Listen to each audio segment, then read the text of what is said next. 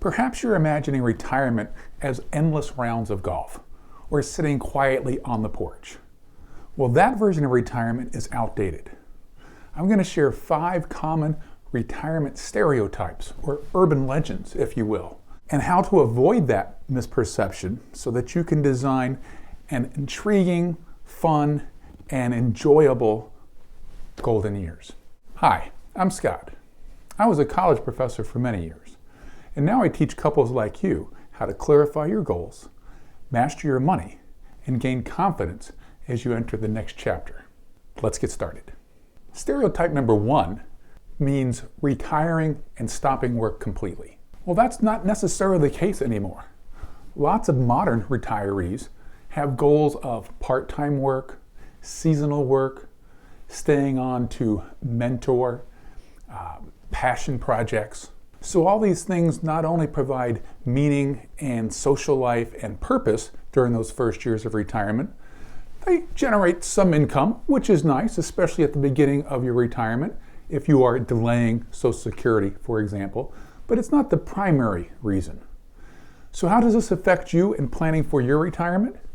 Is think about how are you going to spend your time early on in retirement, and what can you do that's going to generate that sense of purpose and that belonging and that social interaction. Stereotype number 2 says retirement means slowing down. Probably not anymore. Maybe for you, but hopefully you'll avoid that. Today's retirees are busy with travel, hobbies, busy with the grandkids, other family activities. This is what's bringing joy and excitement. And in fact, it's not unusual to hear new retirees say, I'm busier now than I was when I was working, or I don't have enough time to get everything done anymore. So that should be your goal. So how does this affect you when you're planning for your retirement? Anticipate how you're going to spend your time more than how you're going to spend your money. Stereotype number 3, retirement is all about your savings number. Now, we all get caught up probably in the media hype of how much money have you saved for your retirement. Is it $500,000? Is it $300,000? Is it $1 million? But it turns out after the first year or two of retirement, you ask people what has brought you the most enjoyment. Their answers are about finding purpose, fulfillment, a renewed social life, taking care of their health. Now, all these things don't necessarily have to cost a lot of money. So what does this mean when you're planning for your retirement? Is recognize that the things that bring you true enjoyment may or may not cost much money, and you might be able to get by on a smaller nest egg than you thought. I help people work through this process. We work together on a flat fee basis. We identify when you can safely retire and exactly what you have to do to get there. Learn more about me and my process by clicking on the link down below and then scheduling a free introductory call. Stereotype number 4 is your spending will decline in retirement. Well, maybe, but probably not initially. There's a common rule of thumb that as you're planning for retirement, you want to anticipate maybe spending 80% of your pre-retirement income. Well, that number, good rule of thumb, may or may not apply to you, and it generally came from the observation that when you retire, you're no longer contributing to your 401k as an example, so that might be an expense that you can reduce from your current lifestyle.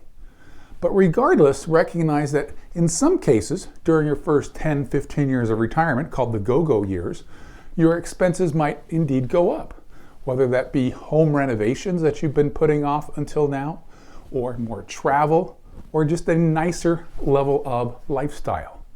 Now, this isn't going to continue for your whole life, more than likely. So we've heard the phrase go-go years, slow-go years, and no-go years. So it's this go-go years that I want you to anticipate. How does this affect your planning for retirement? When you're putting together a budget, it's nice to have the basic living expenses that you anticipate spending from year 1 going forward. But you also want to factor in car replacements, extravagant travel in those first few years, home renovations, gifts to kids and grandkids. All of these things might affect your overall financial status. So make sure you include those in your budgeting. And the final stereotype number 5 is that all retirements look the same. Well, hopefully that's not the case. Recognize the modern retiree is doing all sorts of different kinds of things. So you don't have to fall into the trap that retirement means buying an RV or downsizing your home or doing a certain type of travel. It's going to be up to you. Now, I recommend that my clients read a book called How to Retire by Christine Benz. Here's the title.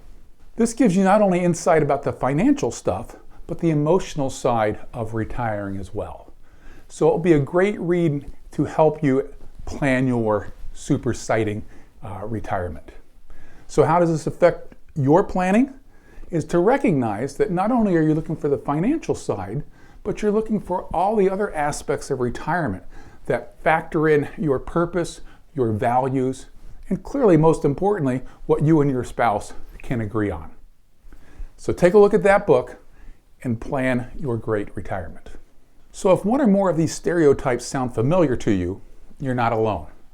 But we want to try to disregard them going forward as you're planning your retirement so that you can take advantage of all the extra time that you're going to have during retirement and the extra health, hopefully, that you will have, which leads to more mobility and more enjoyment in life.